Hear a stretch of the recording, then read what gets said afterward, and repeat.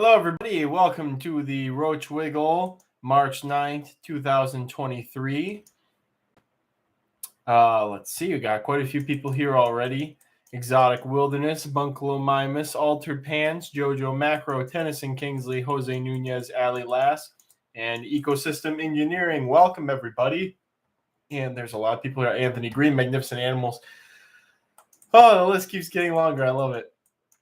I just finished doing something absolutely ridiculous. So I walked in here and I've had the door open to outside pretty much all day. It's been we've had pretty decent weather, even though it's still like cold. There's still snow on the ground. It doesn't really feel that cold. So I've been leaving the back door open so Victor can go in and out all day while I work because I've been downstairs all day. And I walked into here to do the live stream. I was sitting down here, like fiddling around with some stuff and thinking, like, wow, my eyes feel dry. And I put some eye drops in. I came back and I was like, wow, they still feel dry. And then I looked over at the humidity and temperature monitor, and it said that it was 25% humidity in here, which is ridiculously low. I don't think I've ever seen it that low in here. And that's from the furnace kicking on, all the airflow out there, and it just kind of like pulling all the water out of the house. And so what I just did when I came into here was I like got my little hand pump sprayer and I like sprayed all around the room. Like I was just like, I don't really care if everything gets wet. I just needed to not be 25%. So that's what I did. And I can say that over the course of the last 2-3 minutes, the humidity has shot up to 33%. So that's better. So I'm going to have to go through here and give everything a watering tonight because that is not good prolonged with my setup style. Of course, there's still humidity in all the containers, but still, it's not very good long term. So, so that's what I just did. We're getting into spring. I have some administrative things to say. All of you may have seen either in the Discord or on the Roach Crossing homepage that my internet has been out for almost a week, or was out for almost a week. Just this morning, it got repaired. It took the guy maybe like 15 minutes. Is like, could like, I know it's out of his control. He's just, it's just a dude. But as far as the company is like, could you not have sent somebody out before to do this? I mean, I guess there's probably plenty of other people who had their lines down and stuff like that, but still. It took me long enough. And the time that it took me to schedule it and sit down and go through the chain of people to schedule getting the internet put back up, that person could have been out and been done with it. And on top of that, my provider charged me $1 for reporting that my internet was not working. It is stupid. But anyways, I'm not going to complain about that. It's thrown enough wrenches into this week's stuff. The power did go out several times over the last week. Mostly during the storms that we have where there was just like ice dragging everything down, like all around here. I've never, even after heavy winds during the summertime or after like, really strong winds, I've never seen so many tree branches and trees down everywhere. There was just so much ice, and I guess it's just the perfect storm of conditions to cause things to like swell and break and snap. And there's just branches down everywhere. There's trees that are like they planted in the middle of like the highway intersections and stuff that have obviously been completely unfazed for decades. And like now, like half of them are just split in half and laying on the ground. It's insane how much damage there was from the storm. And actually, surprisingly, there was not any direct damage. I have a lot of like tall oak trees that are already like not pruned by me, but just naturally pruned. So they're just basically twigs, all the growth at the top. So I didn't have any branches of note come down. Not even the big one that's hanging over the chicken coop in the backyard, which I'm telling myself like, it's going to be like the day that I move. The day that I move, that dead branch that's been dead since I moved in, that's just hanging over the coop. It's like the day that I move, it's going to fall on the coop. I can feel it. So not even that branch came down. I'm in Southeast Michigan in Livonia. And let's see what else. My neighbor next door, he has like a huge, I think it's a white cedar in his backyard. And that thing's been there. I'd have to ask him. He could get me an exact date, but it's been there since I moved in. Obviously, it was a big tree since before then. So that thing's got to be several decades old. I wouldn't be surprised if it was here when he moved in. And one of the huge main like trunks of the tree collapsed. So it's like this foot diameter cedar that just fell over.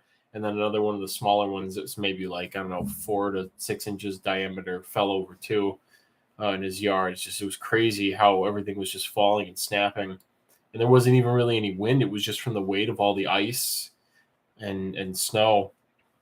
So, yeah, the Tennyson, my room is normally 10% in the winter, so I got a humidifier from my closet.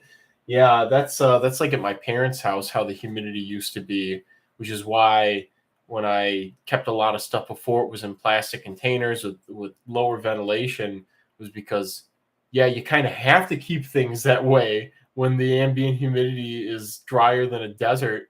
10%, like, stuff desiccates so quickly with any exposure in those conditions. And then I got here and the house is better humidified, or I have more stuff, so it acts as a moisture sink. So it never really gets that bad, except for, obviously right now. And, the humidity's back up to 40%, and basically most of the water that I sprayed everywhere is gone. So it took 7 minutes for all the water to evaporate out of everywhere around here. It's crazy. Walrus says there's a gigantic ailanthus branch dangling over part of my backyard, just snagged in a bunch of live trees. Yeah, people's internet and stuff has been out, and again, fortunately, we didn't completely lose power for like days on end. But a couple of weeks ago, I know like many people did back in my hometown, were out power for days, and then like over here, we lost it, and then we got it back, and we lost and got it back. So even Dermestes desiccates under that little humidity. Yeah, you'd be hard pressed to find things. Maybe like Asbolus and some Eleotes adults would be fine in those conditions for a long period of time, but even then they still need moisture from something. So humidity doesn't exist in the deserts of Kelly. Yeah. Roach is going to be shown on stream, or should I say bugs? Yes, actually, I thought ahead today, and I have several bugs that I want to show. This is not going to be a long stream, unfortunately. I know I say that a lot. Well, I guess not so much in the last month, but this won't be an extremely long stream. But I did bring some nice goodies I have sitting right next to me to show. I wanted to just cover a few administrative things really quickly. Let's see what Walrus just said about. I don't know how my humid room is, but the 4 quarters probably help. Tennyson says, I spray all my tanks daily because they dry up too fast in the future. I'm going to use less ventilation even for Blabberus. Anthony says, better be jelly-filled goodies.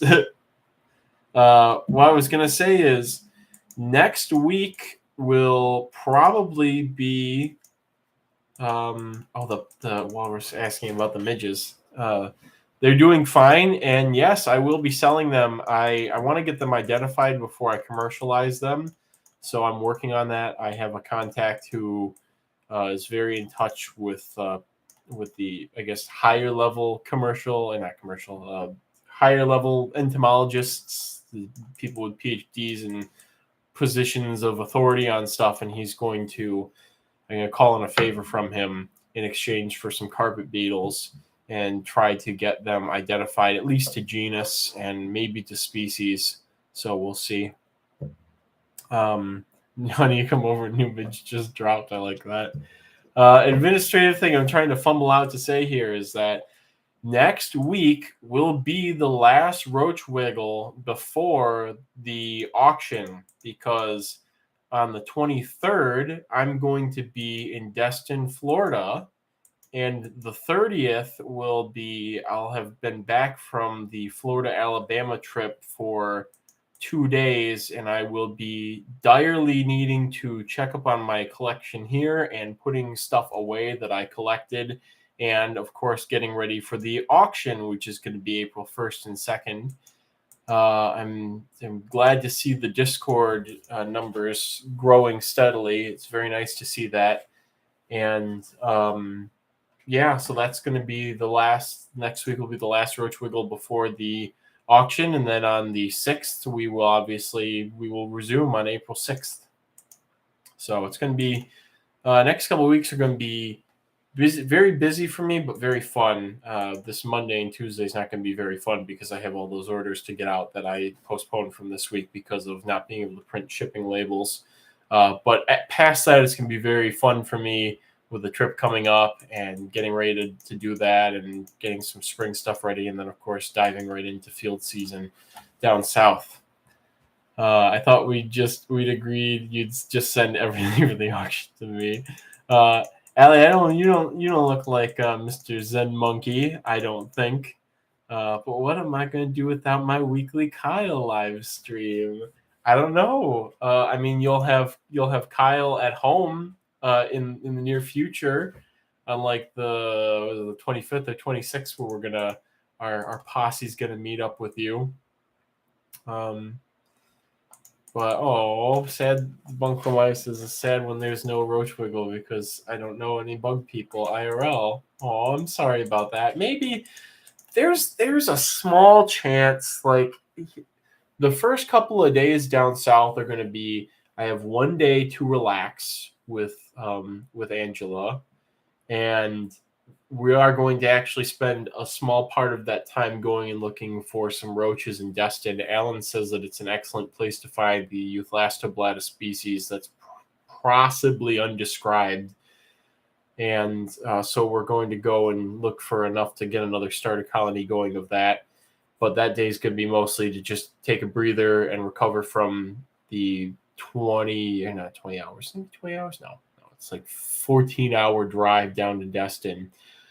And then the next day, we're going to be driving to Auburn, meeting up with Alan, I think somebody else, and I have a presentation to give on commercial entomology at Auburn, and then a dinner to attend. And then that night, we are hitting the field hard because I need to go and recollect Anomerus and Lygidium elradii. And so we have a lot planned for that evening. And then from there on, the rest of the trip will be a lot more peaceful, I suppose. Jose says that's why the Discord exists now. We get Kyle 24/7 as often as I can post in there and basically say, hey, I'm not going to do this, or hey, this is happening. I am tempted to turn it into like the Roach Crossing official Discord. The problem is that for me to do my job, I have to actually do my job, which is supposed to be breeding and selling insects and invertebrates. And the problem is, if I spend too much time at the computer networking, then the other stuff sort of falls by the wayside, and that's not good for any of us. So that's why I'm hesitant to make it the official Discord server or whatever, because then I feel more of an obligation to do that. And honestly, the Roach Wiggle is supposed to be my engagement with people, an opportunity to talk and whatnot. So that's where I feel it's kind of against my best interest to spend more time in an official Discord. So you need dedicated IT staff, says Zen Monkey. Dynamo Terra might join us at Auburn. Yes, that was who. Satchel's now obligated to film and broadcast for the rest of us. Yeah, I feel like there may be an impromptu live stream if we have good service and I have a full battery on my phone. Maybe while we're out looking for a Parkablata or something like that. I could definitely see us doing that. So Tenson says, I live like 20 minutes from Russ, so I keep in touch with him, and I'm even going to give him some Pseudophilus sometime soon. My area is actually pretty invert heavy now that I think about it. Pseudophilus news. I got babies out of Pseudophilus californianus. So I actually almost killed them by drying them out. I don't know how, because I have a polycarb lid over it, and the Agassizii right next to them are completely unaffected by the desiccation. But I didn't, so hopefully get those up and going in the near future and available. Quite a few Pseudophilus will be available in the coming months. I feel probably more there'll be a gush of them at the auction. The folly of being only one person. Well, again, the ultimate plan for Roach Crossing is there will be a full-time employee eventually, but I have to take the jump and move first for that. And Will, of course, has the first right of refusal at being the full-time employee because, Will, if you're listening, you're a very talented individual. Josh says, are you ever afraid of selling to someone like an APHIS agent or Funny story about that. I'm actually quite good friends with several people who work for USDA APHIS. And the best part is when they're like, when I ask them, like, so what do you know about like the legality of like some of this stuff? And they're just like, I don't know. I don't even know who I'd ask about that, basically. uh, it's basically, guys, just stop or don't brown box anything in from out of the country is what the message should be. Do not receive things from outside of the United States is the take home. Don't receive things from outside of the United States, and don't breed giant African land snails. Two things, two rules, very easy to follow, both of them. Exotic Wilderness says most of my common hissers are finally almost adults after these long 8 months. That is a long time for them. LOL California, but hello CS. Anyway, so I think I'll easy to follow. Speak for yourself. I mean, yeah, I see the appeal of the giant African land snails, but like it's not worth the horror stories I've heard of people in specifically in circles of people that I know here in Michigan who are not strictly invertebrate people who have acquired them through various means. And it's like they always say, oh, like, yeah, and then they like started tracing who had them and all this stuff, and then they found them and they came from me, and I had already like destroyed all of mine, so I didn't have them. And it's like this actually happened at an expo a couple of months ago. There was somebody who was walking around selling Greek snails and had them little cups and was offering them people. And he obviously was not a an agent or anything like that, because he had seen him before and all this other stuff.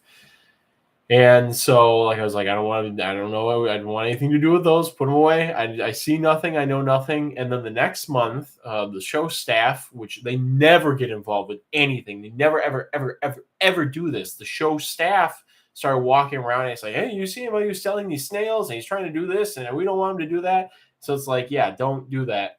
They're also one of the very few things, and I went over the list a couple of weeks ago when we were talking about fish. They're one of the very few things that are explicitly outlawed in the state of Michigan, probably borrowing off of the federal the federal intensity of wanting to keep them out of California, Florida, etc. So yes, they're specifically outlawed in the state of Michigan. So African land snails can eat my house from around me as long as I can have them. Had them at high severity. Oh, they're talking about something else. Land snails just kind of suck to keep. Horrible poop smearing beasts. Yes, I have a couple of native land snails actually that I propagate. At least one introduced one. So it's little glass snails that you get from literally anywhere. If you bring in a leaf from outside, you can get glass snails on it. But I also breed the. Let me look up the Latin.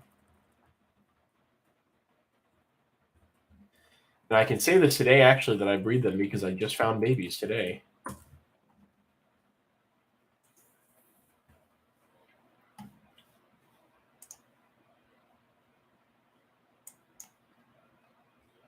The eastern white-lipped snail, Neohelix albolabris. I just found babies from mine today. So, yes, I do breed those. And unlike other stuff, unlike other snails, they are detritivores. They feed on rotting wood and leaves, and so their poops are very manageable, and I quite like them.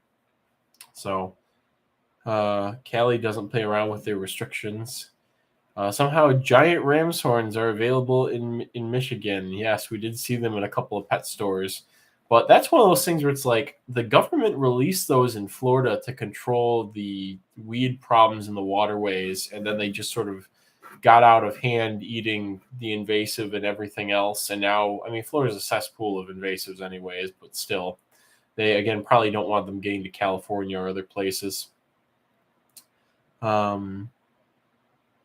localis too, because love the leaves are the funniest pet ever. They only eat lettuce and look hilarious. Fish keeping buddy says Colombian ram's horns. Yeah, so I restrict myself to stuff that's pretty widespread and introduced in the United States that there has been no mobilization against, or things where there have been publications from universities that say stuff like this is not a commercial, agricultural, or horticultural pest, like the I can't remember those striped snails from Florida, Ceraticollis or something like that. Exact Wilderness says, Kyle, my Leptorina and Javanica haven't had babies in a while. Any tips? Have their enclosure around 90 degrees on one side and 75 on the other. How's the humidity? How's the diet? Benny Caracol, thank you, Alan. How's the population density? Were they in good shape when you got them? Do you have both sexes? Do you have good airflow? Do you have a temperature drop from day to nighttime? Quite a few things that factor in with that. So I was gearing to talk about springtails on this. Chain, if you're there, I think you changed your screen name, but your box came in. Everything seems fine. I didn't really see the springtails moving, but I think I saw like one. I was like, yeah, this seems pretty typical. So I just set them up, and I'm just going to check on them tomorrow and see if they ate anything. Hemithyrsospora, you've sent me an army. Thank you for that. It's wonderful. I apologize in advance if I'm tempted to put a small group of those up at the auction as well. And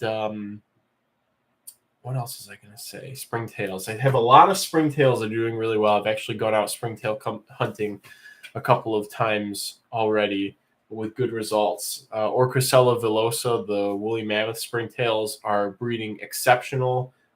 They just tend to do that. Once it's just as long as I don't screw up majorly with them, they tend to be just fine. I have a mixed container of Lepidostris paradoxus, Hamidia socia, and then an unidentified springtail from my front yard. And the Lepidostris have been growing. I need to go collect more. That's actually what I'm going to do on Sunday. Orchicella cincta, Isotoma delta are doing phenomenal. Tomasoracia vulgaris.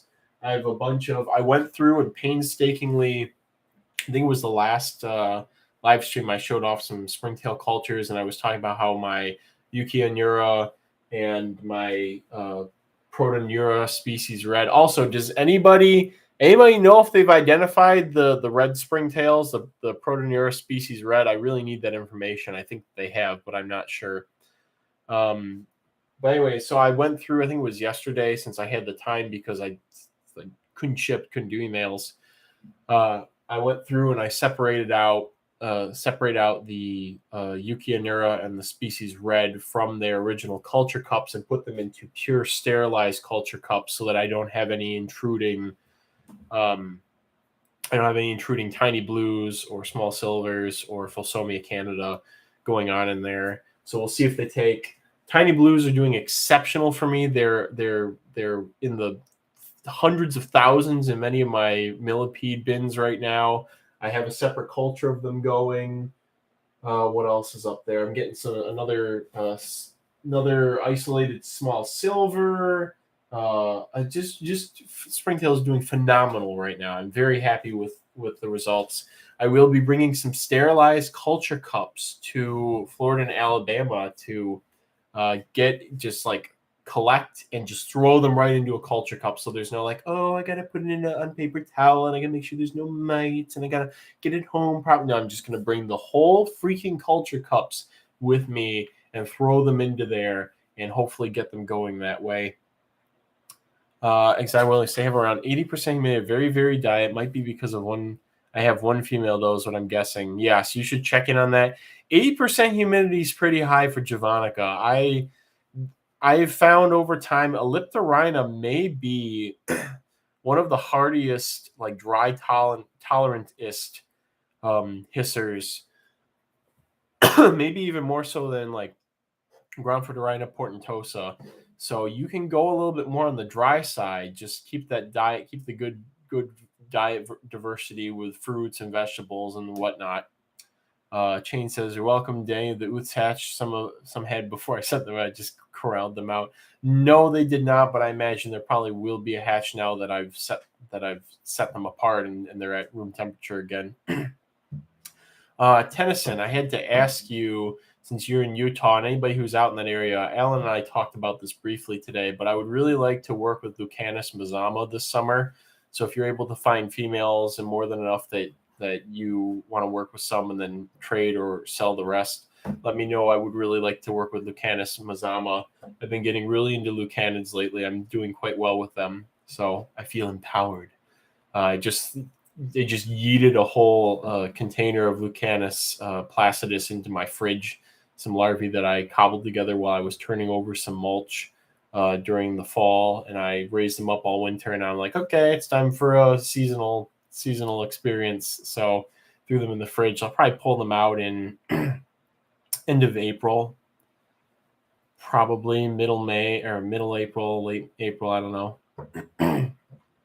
Anthony says, still no idea yet, just tentatively Lobella species on the reds. Okay, then my Protoneura species red is still a fairly accurate label.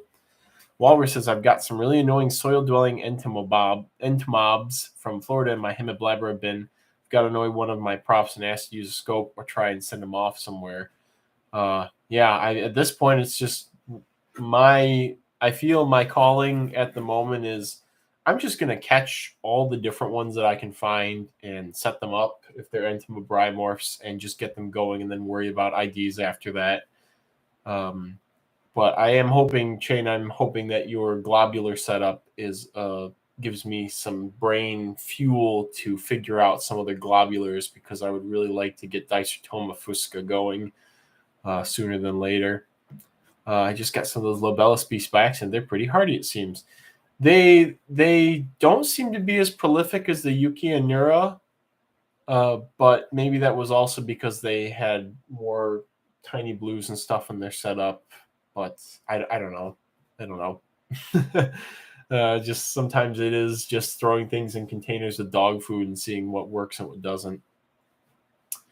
Ted says, I'm going to be trying to find some this summer. They're most common here near July, August, so might be close to them for the Lucanus mazama.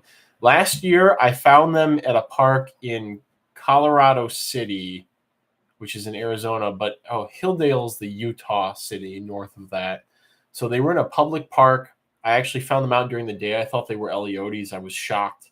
And I think I found like 2 or 3 adult males and then a couple of ones that had been eaten by something. But yeah, I imagine they're not too uncommon in places where there's stumps in the ground. Almost certainly, I think, breeding in the ground stump, not in the log from the tree that had fallen over right next to it, I would think. Because I rolled it over, I didn't see any sign of larvae feeding. The Underdog, welcome. I don't think I've seen you before. Do you know if there are any restrictions on owning Simondoa concerfari, especially in Texas? I don't think so. And considering their status, I don't know. I don't think there will ever be restrictions on them per se. Tennyson talking about where you find some people find mazama. Looks like one of those, the Chinese Spirobolus, might be a bit too far north for El Mazama, says Brain, but I'll keep an eye out. Also, we can find Paracatalpa granicollis. Yeah, Paracatalpa should oviposit on well-rotted white rot wood. They should be pretty easy, or not Paracatalpa. Sorry, I was thinking of Catalpa. The Catalpa, Paracatalpa, Pseudocatalpa, all of those things. Tennyson Kingsley, I'm assuming they'd be Rose and I now. Got them from Kyle in September. Yes, Rose and I, see if Rose and I, the informal council of roach professionals will have to convene and decide the future of them in the U.S. because it's going to be a doozy. They will probably keep their common name because technically Broad Keys roach belongs to Hemiblabra tenebricosa. I just never used it because nobody ever called it that. They always called what's now the Rose and I, people were calling them horseshoe crab roaches, so that's the common name that I've always used. And now it's like, okay, I guess that's more correct now. Ecosystem Engineering says, you were asking on Aquarimax about non-climbing inverts for an open-top terrarium. You mean on glass, right, or strictly ground dwelling? think the furthest north one I seen was by halfway to Heber Midway area. And INAD is obviously a good place to go and look for Lucanid. Go and look for places you can at least see sort of like the swath of the range that you may find them in. So, but speaking of Lucanids and my current love affair with them, to show this off.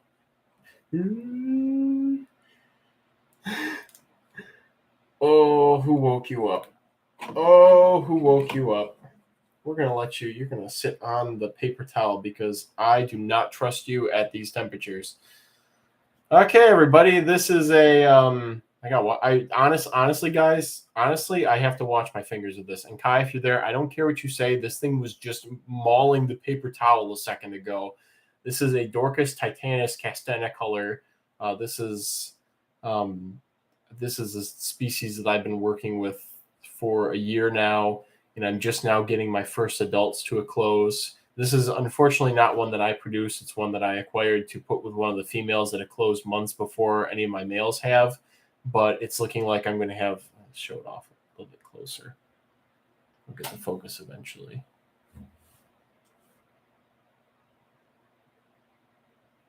There we go. So yeah, I will probably be auctioning off some pairs of these, some freshly molted adult pairs of these at the auction. But this is definitely the beetle that I will say, like with millipedes, the millipede that got me back into millipedes was Chicobulus spinigurus from Big Pine Key. Got me enthusiastic about millipedes. And for Lucanids, it's definitely these guys that have gotten me very excited to work with more. I feel like I'm getting a good comprehensive understanding of Lucanid husbandry working with these and seeing results. A lot of comments about these guys. And yeah, I have a theory. I've tried to, when I've gone over to Kai's place, I've tried to fight beetles a handful of times. You got to do it. It's just it's the thing to do with beetles, and they haven't been very enthusiastic about that. And I think it's because Kai's apartment is like 70 degrees or something. And now I brought this guy here into the bug room where it's like high 80s, and like I've never seen it be this like alert. Again, when I like took it out of there, it immediately tried to attack the paper towel, and that's why I'm not putting it on my hand in case it reaches down and pinches me, which I have seen happen in person, not with a Dorcas, but with another Lucanid.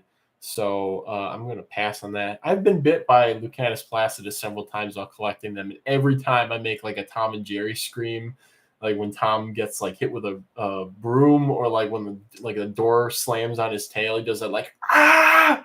That's the exact noise that I make when I get bit by one of them. Walter said, "How bad do Dorcas bite? I've only been nipped by Passymachus and Mallet. Even not Passymachus. I was bit by a best beetle the other day while I was packing some up, and I did again a Tom and Jerry scream. It's just so sudden and so like harsh, and they bite. They seem to bite just hard enough that it doesn't break the skin, but where you like feel like it's going to, it's almost worse. It's just like it's a really strong pinch, basically. Maladon broke skin though; those things can bite. Yeah, this thing. Look at the head size. This thing is made for biting. I'm not going to mess with that. So how do I keep them? So I've been propagating the white rot fungus, which I have available on my site, and that's what I feed the larvae, and they just love to burrow through it. I was talking with somebody, and they thought that Lucanids probably prefer or need to eat the white rot, or there's probably something where it's like it's better for them to actually eat the fungus than straight up wood per se. And I found with all Lucanids I've worked with that they prefer the active white rotting wood to flake soil and other really degraded quality wood substrates. So I keep them on that, and that's basically all you do for larvae. And for adults, you just kind of put them together in a setup, male and female, give them a fruit jelly or some fruit, keep them kind of humid. and semi-warm, and then just pull the female eventually and put her into a very large, deep breeding setup to oviposit. What roaches will be on the auction, I don't even know. It's going to be a lot of stuff, though. Slightly larger than the Dorcas parallelis I'm used to seeing. I've never seen. I think Dorcas parallelis is quite small compared to this. This, from the end of the mandibles to the other end of the body, is like 3 inches, 3.5 inches, maybe. I was told that this is not a major male either. This is kind of on the smaller end, or maybe towards the average, or the smaller end of average. Yeah, this is not a small beetle by any means. This is longer than almost any Dynastes Tidius I've ever seen. So, Kai's apartment makes me go dormant. Teach him just swords dance. That's how you win the beetle fight. Listen, we all know that in Generation 1 competitive Pokemon, Pinsir had a decent niche in the overused tournament format as a swords dance sweeper when the rest of the enemy team was paralyzed. It is a not forgettable role that you could use Pinsir for in Gen 1, okay? And it did rely on swords dance, but of course you couldn't hit anything for crap like ghosts, because it's only damage dealing move that could hit ghosts in Generation 1 was Seismic Toss. Anyways, I used to see Prenus Heroicus 15 years ago regularly. They are awesome. I think I see some Preonids around here. They seem to be getting harder to find. The invasive ones might be kind of pushing out. My area has had a lot of issues with the invasive ones. Which invasive ones? Dorcas Antias should be pupating soon. Hopefully, confirmed major male too. That's pretty nifty. I would like to be kept up to date on Dorcas Antias. I failed with them once because I don't think I fed the adults at the time. I was not in a beetle keeping mindset. Now I'm learning. I've learned. It works for many cans, but some don't appreciate it. Yeah, I guess I'll just keep trying my luck with all the ones that I'm working with. See where it goes. I used to be able to find some type of black longhorn in my backyard all the time, but they've not been here in about 3 to 4 years. Yeah, just a change in vegetation consistency can really screw with population dynamics of stuff. You know, you don't realize how reliant things are on certain diameter trees or species of trees until like everything gets developed and those trees are gone. They cut them down. They don't replace them with anything similar, or nobody, there's no woodlots being regenerated and stuff like that. It's sad that they are getting harder to find. Dorcas' comment was sarcasm. Oh, again, I haven't actually seen Parallelis or Niantius. It's the other native one. Dorcas brevis in person, but I do want to find both of them this summer. Parallelis is in Michigan, and for brevis, I'm just gonna keep the communications web open and try and snag a pair of brevis from somewhere.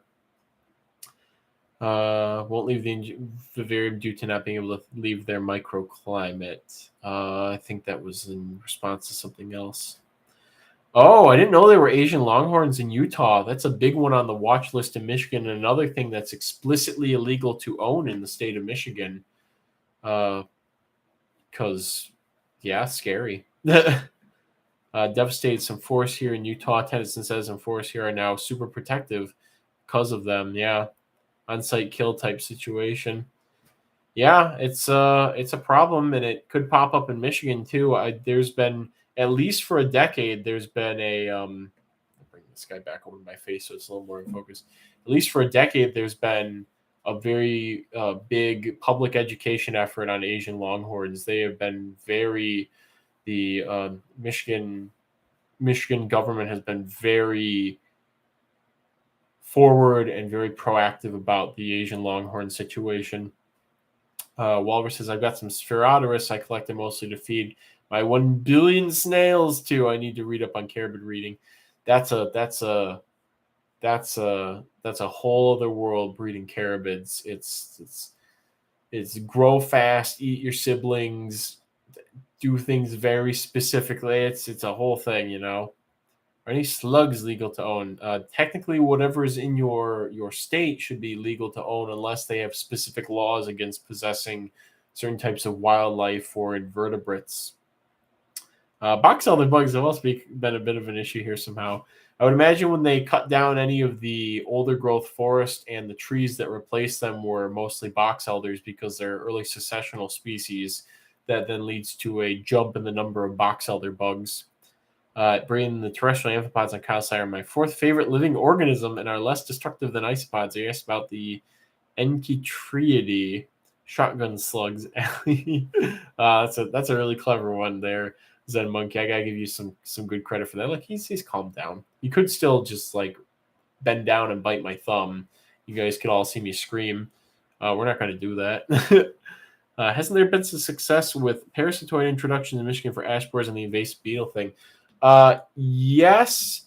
There's also been some species of ash tree have natural immunity to the ash borer, and there's now going to be the sort of like, as the host plant is all wiped out at its, at the size the ash borers can use it, and they're not finding suitable trees of mid-size. It seems like they're dying out in a lot of places too. We'll see how that goes long term as the baby ash trees begin to grow up. So, but yes, I'm still in contact with the person who used to be the head manager at the Emerald Ash Borer Parasitoid Research Facility in Michigan. And he was commenting the big problem was they were trying to close the loop on the life cycle in captivity, and you need specific size ash trees, and it has to be live. And so they had all these big freezers for storing big logs of cut up live ash and humidity controlled and all this stuff. Never trust beetles, Kyle. That's a ominous. Talatroides amphipods from Orlando. They're the funniest things ever. Oh, I gotta see what those are if it's something that I want. I do want to work with more terrestrial. Oh, those the Beach Boys. The Beach Boys. Can't seem to find any pleasing fungus beetles available lately. Last year in Alabama, I found some of them at one of our stops, and I think I collected them, but I low prioritized them because I didn't know if they would eat the fungus that I propagate, and thusly they desiccated because I never put them away. If I find them again this spring, I will give them a more earnest effort because I know you want them and I kind of want to try them, but we got to see how much stuff I end up finding down south too. Mosquito choked mud for the Beach Boy amphipods. Interesting. Did anybody want to get another eyeful at this before I go on to the next bug that I have? Anybody? I'll just show him off one more time.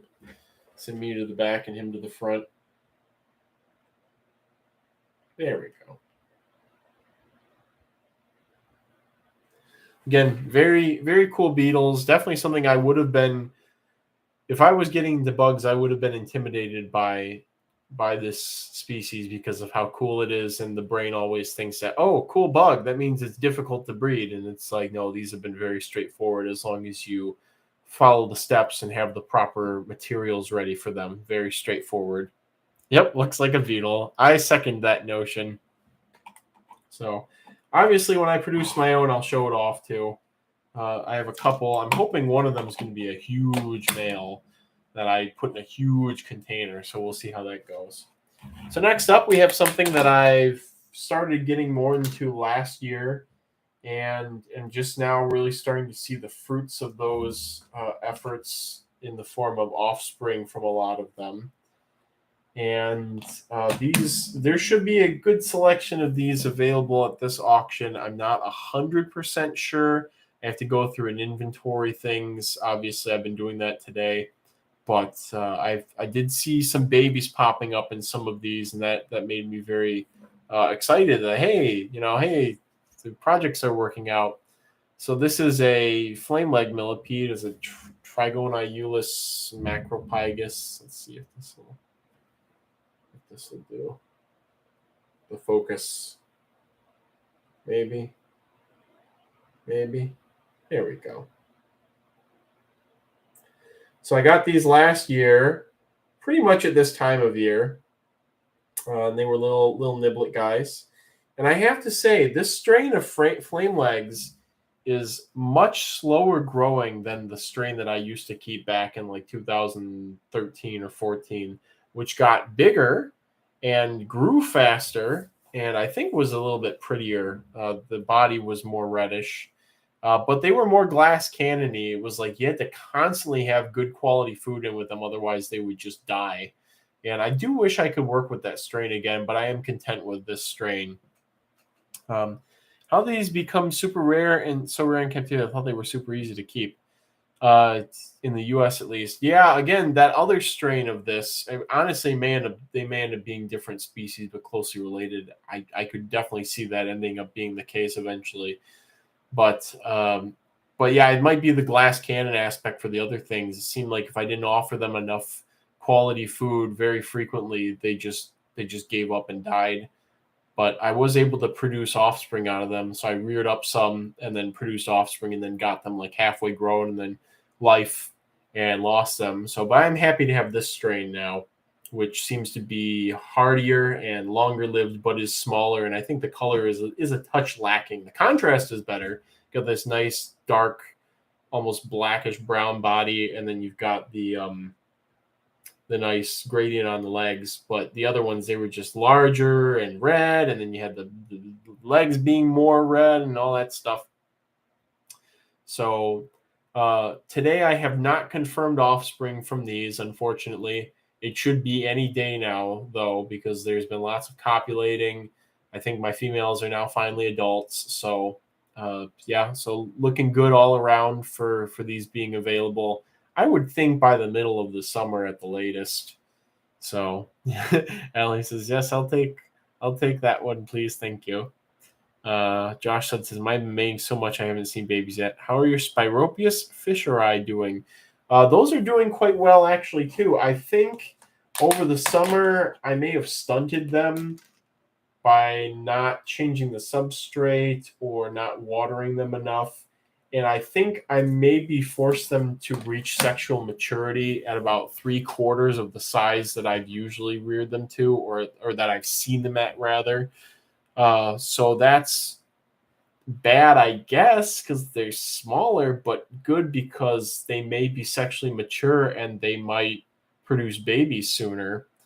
But very easy. They're like, honestly, if this strain ends up growing to the size that the other strains that I used to have got to, then that would be awesome, because they're a lot easier than Gigas and they seem to grow faster and they're less picky about their food. They seem to really, really like rotting wood, and like that, you like without question seems to be what their thing is. With Gigas, I keep going back and forth. Well, did they want the leaves? Oh, maybe the babies want the wood, but the adults want the leaves. Maybe they need a little bit of this. I just slurry of that in my brain, trying to figure out mass producing Gigas as best as I can.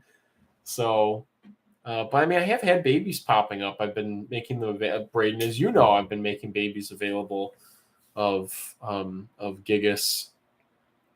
So, yeah. Where was I going with this?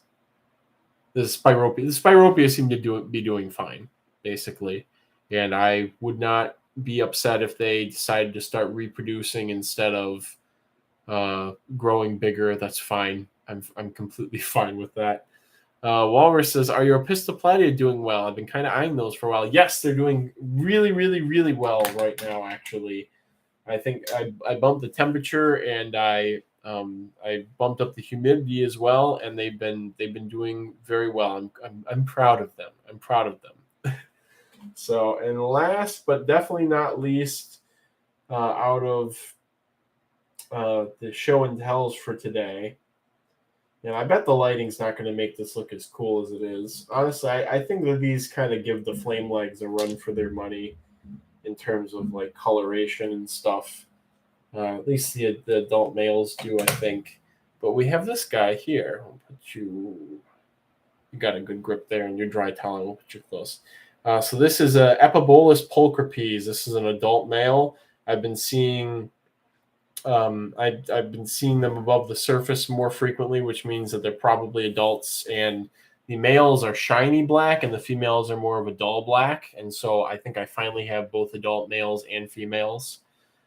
So again, another thing that I think might be like midsummer is when I would anticipate to have babies of these available. But this is a very hardy species. They're quite dry tolerant too. Another wood feeder. I have been feeding them exclusively wood with a little bit of fish flakes and some fruit jelly, and they've been doing very well.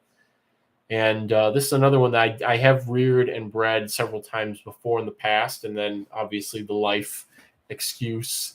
But now I live a different life, and so this will be much easier to continue keeping them going. And they're bigger and chunkier than the flame legs are. Honestly, I think that they're cooler in a different way. Honestly, the size of this strain of flame legs is the one thing that makes them kind of. They're still cool. They're amazing. Both these are amazing. Both of them are amazing diplopods, but like having the memories of the other flame leg strain being just like bigger and prettier all around kind of soils this one for me a little bit. But like I have nothing but good memories of these Epibolus. So I have a bias towards arachnids, and I just realized this. How are your Gyna CF sculpturatus, says Austin Harris. Welcome, Austin. I've been eyeing them for a while now, and maybe ordering. This guy's actually got really good grip, and maybe it might be like the dryness, dryness of my hands is giving him extra good grip. But I don't want to grab him too hard. There we go. So Sculpturata are doing fine. All my Gyna have been doing, compared to historically, they're all doing phenomenal. Compared to the last couple of years, they're all doing fine. Nobody's gone too crazily up and down. The only one that I've been really working on getting my numbers back up is get some wood on the keyboard. Is Gynolerita yellow, which I had to restart my colony, so I've completely lost my ancient stock of that. I had to restart my colony, but they seem to be doing fine this next go around. Definitely not snorting coke. Yeah, that's for sure. Saucerai we're not doing that hot this fall into this winter. I put them into a new setup, and I actually definitely need to check on those. Well, I'm checking on everything between today and tomorrow. Everything's getting checked on. Imagine losing. Now listen, Satchel, it was not the straight wild species. It was the yellows, and I had been selling out of them very frequently. I know some people have lost Caphorum, which I definitely think is a feat worthy of some sort of award, I feel. So you got white on your nose. Let's see. Anything else? We are getting close to the hour mark here. I do plan on having at least a couple predators, so I'll give it. Oh yes, Braden's big open top setup idea. I think amphipods might be a good thing to work with. Arcitolitris might be a good thing to work into there. It's just so hard because in my mind, I try to set things up so that there's unless I go into a project thinking okay, my goal is to figure this out, and if I screw it up, that's fine. But usually when I go into something like a bigger project, like what it sounds like you're kind of undertaking, I have to really think and be okay, is this gonna turn up the soil and run out of stuff, and can I just throw leaves on top of it and that's gonna satiate it, or is it gonna start eating the plant roots, and what happens if this enumerates, and then this is gonna get too numerous and then it's gonna kill all of this or something like that. I try to be set it up one and done. I don't want to have to micromanage after that. I want to know that there's going to be a smooth trajectory for things. So, interesting. Totally wild type in your Lerita Yellow. Now, Oren told me way back in 2008 or 9 that when he sent me the yellow Gynas, he said that he hadn't isolated it yet, that he had he said they still threw wild types here and there. And what I just did was I just pulled all the yellow ones as soon as they matured, and if there were any of the wild type color ones, I just called them, and within one generation I had all yellows. So yeah, some of that may be lingering from people not doing the same at some point after getting that old stock that didn't come directly from the ones that I had done the culling already for.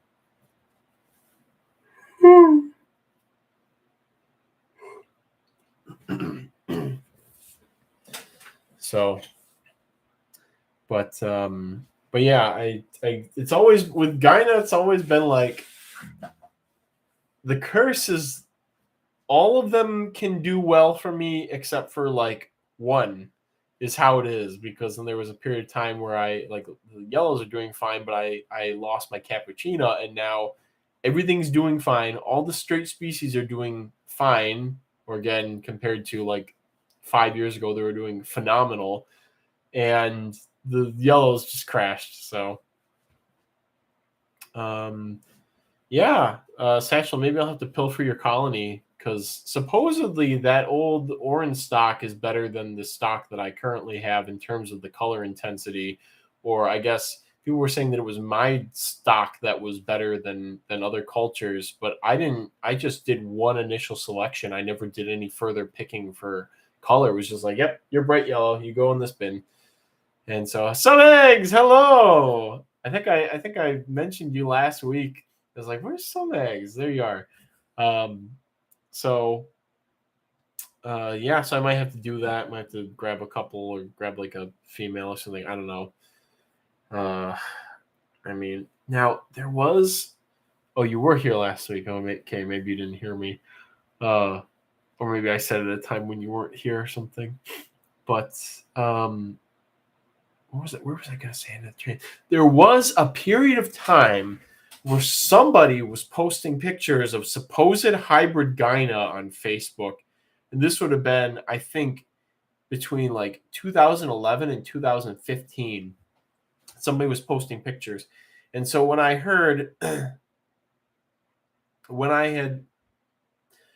had heard that supposedly this other line of Lurita Yellow was not as good as the one that I had, colorful or consistent or whatever, I immediately thought like, oh crap, did somebody hybridize like the gynos and then start distributing it, and that's why they get like these yellows? Like they did a little bit of selection for the yellow allele, and then like when they hybridized it, it made them look slightly different. And it would have obviously been with Caphorum to do that.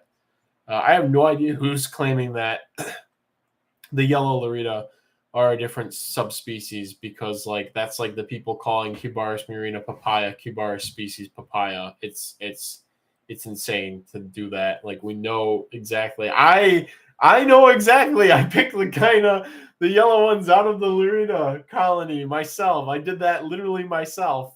So I don't know how anybody would say it's a different subspecies or something, unless multiple strains entered the hobby or something like that. But like that would have been, I don't know, that seems very unlikely. So, but yeah, anyways, yeah, Satchel, I might have to take you up on grabbing a couple of your ancient stock of that just for the sake of it. Wait, do people try to sell marina morphs as species? Yes, they do, Walrus. The most common one and the most sinful one is calling the papayas species papaya. There is no depth to which they will not sink. Are G-Caphorum nymphs orange yellow underneath? I think so. The only thing that I remember for sure distinguishing Caphorum and Lurida is that Lurida nymphs, the pronotum pattern, the black marking in the center is completely isolated, and on Caphorum, the marking is connected to the very front of the pronotum through two little black lines. So I noticed that at some point. It's like, how could I tell these two apart? And then I saw that it was consistent across like hundreds of nymphs that I looked at. I was like, oh, okay. How many gyne are in the hobby? Caphorum, Lurida, Centurio, Bisanulata, Cappuccina, CF Sculpturata, and then Lurida Yellow. So seven strains, 6 species. Yeah, which one is the forgotten? What is the forgotten child in that? Maybe it's Bisanulata. People forget about sometimes. I want to get some soon after I purchase Blabberus giganteus from you. Yes, well, I'm currently building up that yellow colony of that other stock that I received. So I'm being very tight fingered with it because I kept crashing it and then I would let it recover and then I'd sell out of it very quickly. So I want to hold on to it until it reaches like moving dirt status of all the other gynas. Allie says, got any big roaches to show off? Yeah, I could show off one more thing to wrap the night up. I'll show off something special actually.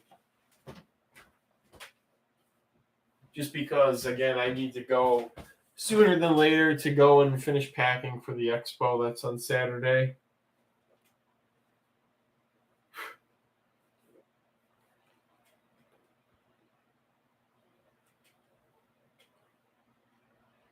Where is the most special of the special things that I'm looking for?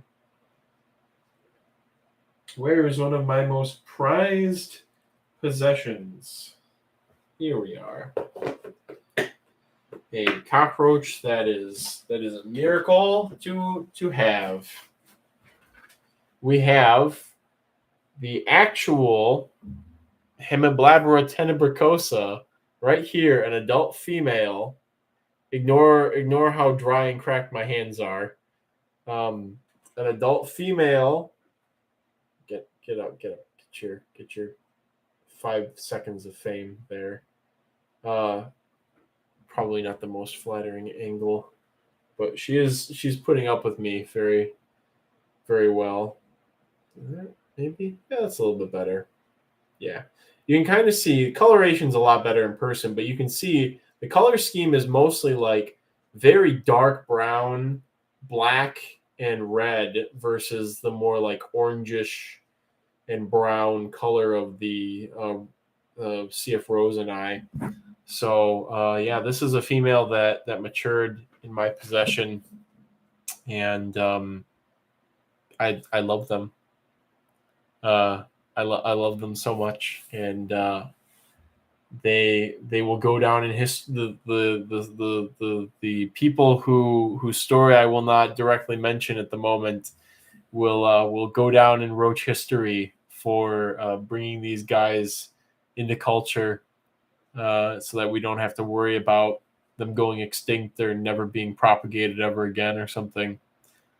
So yeah, definitely need. I was just talking with somebody the other day. I think it was my dad. I was talking about how I want to do, as I've said, I need to figure out a way to make a show-off box with a camera over it so I can put some good lighting on some bugs and maybe have like an inset here so you can see bugs while I'm talking over here. And again, I really don't think that's going to happen here, especially if I'm going to move in a couple of months. But I really want to get on that because obviously this lighting is very poor and you cannot see all the beautiful features of this amazing insect this way. But at least you get to see it. At least you can see what you can. Put it up here. Closer. Put this close and you back up. Okay,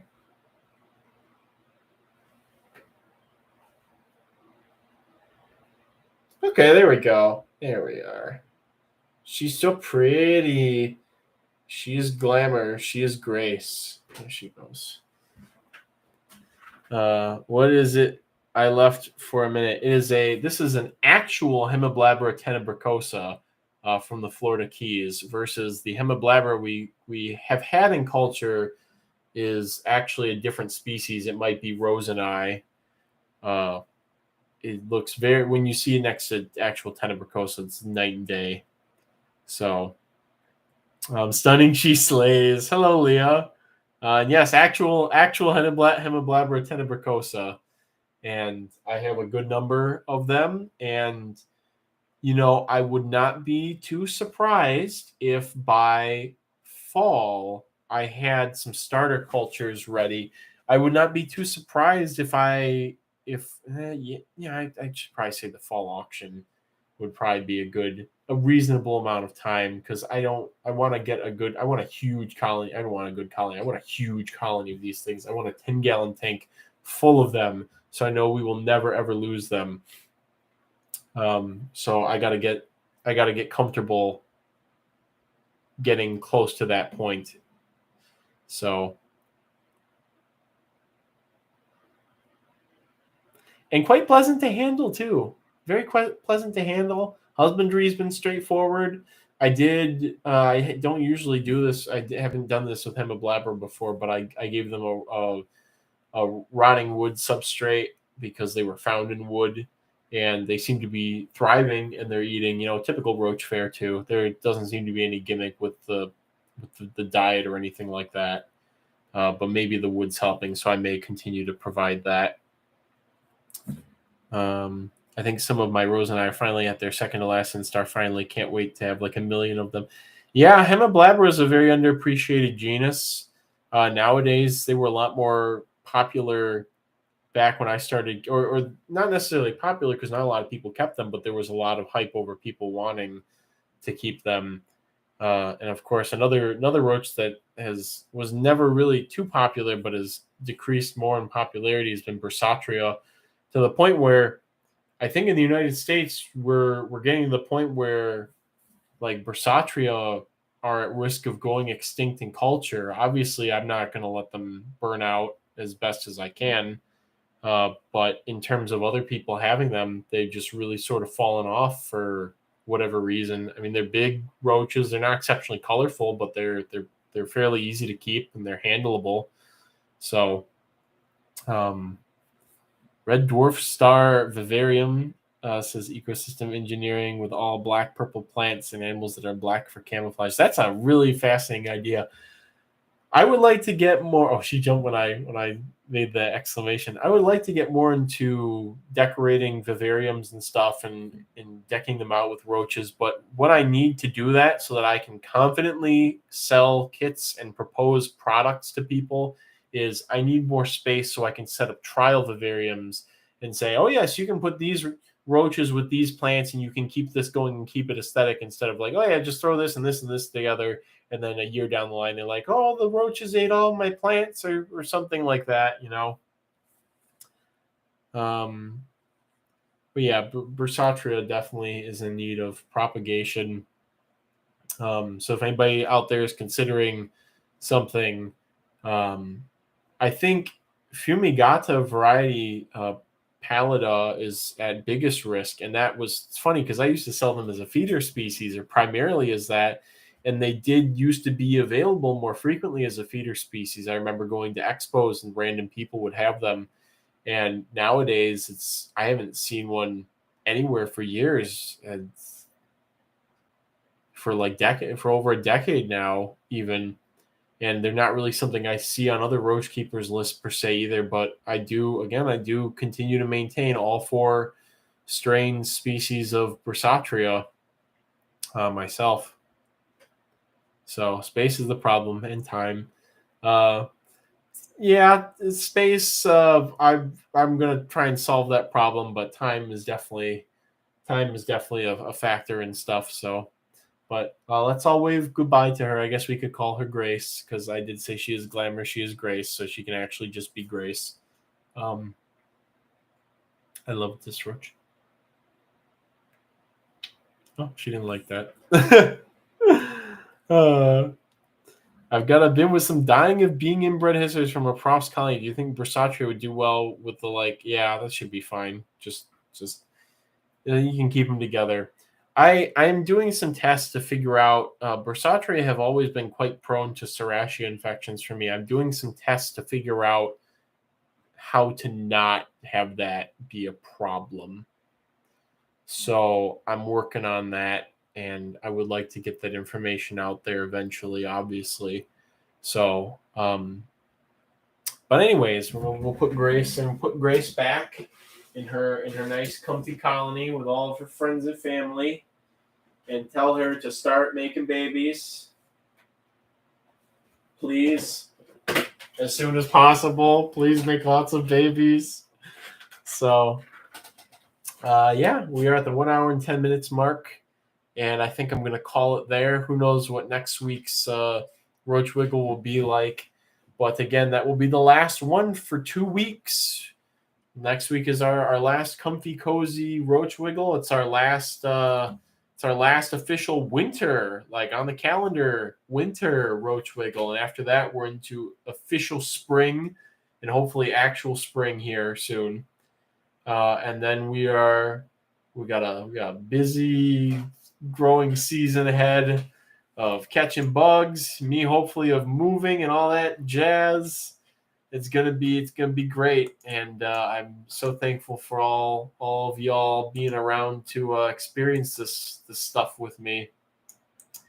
And so yeah, the end of it, I'm glad I was able to join one of these streams finally. Yes, thank you for showing up. I appreciate every view, every like, wink, every not like, I guess, as long as it's not dislike, and all the viewership. This is really, we're at 20 people. There's 20 people here every week now, basically, and that was my goal, and I'm so happy to have met that. And thank you all for helping me to get to that.